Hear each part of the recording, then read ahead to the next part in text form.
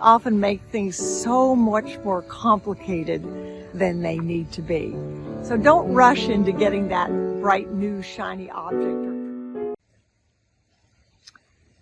It seems the world is getting more complicated every day. I had a strange experience this week.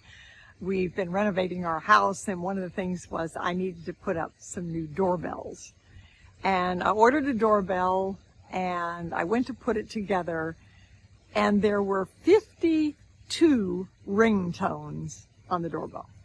I don't know why anybody needs 52, but what made it even stranger was that there was no list of what those ringtones were and no way to remember which one you had looked at. I was reminded of a colleague of mine, Matthias Miller, says, most people want something new, but need something old. Set up habits to get you grounded in the fundamentals. In so many areas, we have just gotten away from the fundamentals, or as my daddy used to say, common sense is not always so common. It seems like every place we go, things are getting more complicated.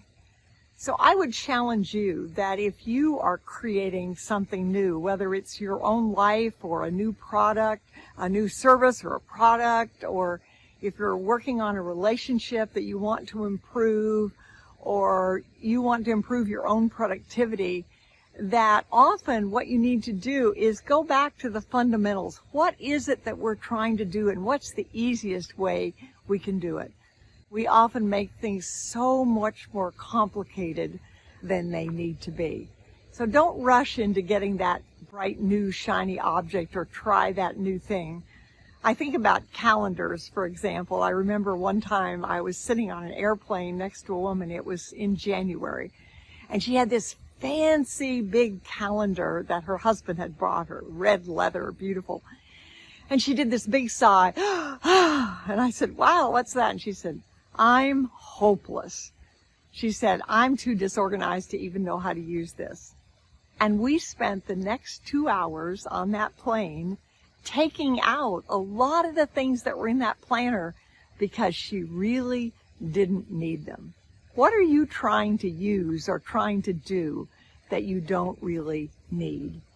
I think about the wisdom of Proverbs. In Proverbs 10:22, it says, the blessing of the Lord brings wealth without painful toil for it.